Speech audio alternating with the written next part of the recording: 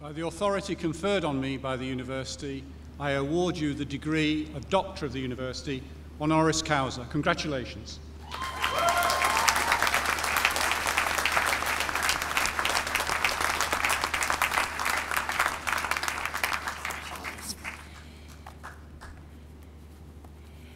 Gwiniwch les y coetio, to fircinoch y sarm fe'n siargus is prifleid fes yn ylsgol sia is glachgw leis yn cym dwr sia. Vice-Chancellor, Deputy Vice-Chancellor, fellow graduates, Gwini Corps, ladies and gentlemen, it is a great honor to be here at this university today. And I would like to thank the very Professor Shebas for his warm and generous remarks. They mean all the more to me because I am personally aware of Professor Shebas's work and Professor Castellino's valuable work on human rights at the Irish Centre for Human Rights at the National University of Ireland, Galway, and particularly the work of both of them and their staff and all the graduates they have assisted in their work for minorities and migrants, including, in Dr. Castellino's case, travellers. I'm honoured and delighted to receive the award of Doctor of the University of Middlesex at this graduation ceremony for the School of Law. It is a privilege to join graduating students and their families on this very important day as we celebrate your achievements in various fields of law and the humanities. Agus tris liam love galer, I congratulate you all on your work. It is a day indeed for you and your family to acknowledge and take pride in the efforts, sacrifices, and commitment that made this day and this celebration possible. And I warmly congratulate you and them on it. It recognizes and honors your work and your sacrifices, your commitment to intellectual work. And may I commend the University of Middlesex and the School of Law on its increased focus on international human rights, complementing the traditional strengths of the School of Law in employment and health and safety law. It is a source of real pleasure to me that so many of the leading professors and academics at the School of Law here, all experts in their field, are of Irish origin or associations. As well as Professor Joshua Castellino, these include my good friend, as I've said, and former colleague at the National University of Ireland in Galway, Professor Bill Shebas, whose published work on the International Criminal Court, on the crime of genocide and the abolition of the death penalty, is regarded as the seminal work in these fields. And as a fellow sociologist myself, I'm also delighted to acknowledge Professor Louise Ryan.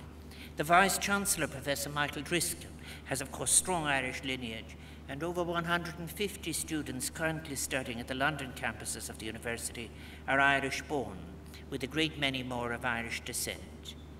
I am delighted that so many of the university's faculty also enjoy strong academic links with Irish universities, in particular with the Irish Centre for Human Rights.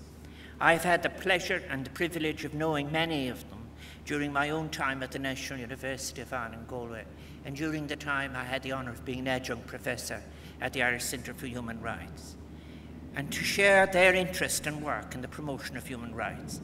The Irish people, I say so as President of Ireland, owe a great debt to Professors Shebas and Castellino and their staff for establishing Ireland as an activist in human rights advocacy and advancement, and most valuably in areas and among peoples of the greatest vulnerability, such as the stateless people of the Rohingya in North Arakan state of Western Burma.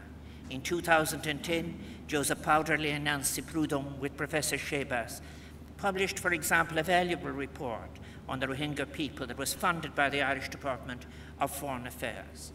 I congratulate the university on the recent relocation of the European Human Rights Advocacy Centre under the directorship of Professor Philip Leach to this university as part of the School of Law. This surely will further strengthen the university's international standing in human rights, research, scholarship and advocacy, and will act as a source of inspiration to your students. Students here today have benefited from the vibrant research culture at your School of Law, a culture that fosters intellectual activity and inquiry, and the acquisition, above all, of critical capacity.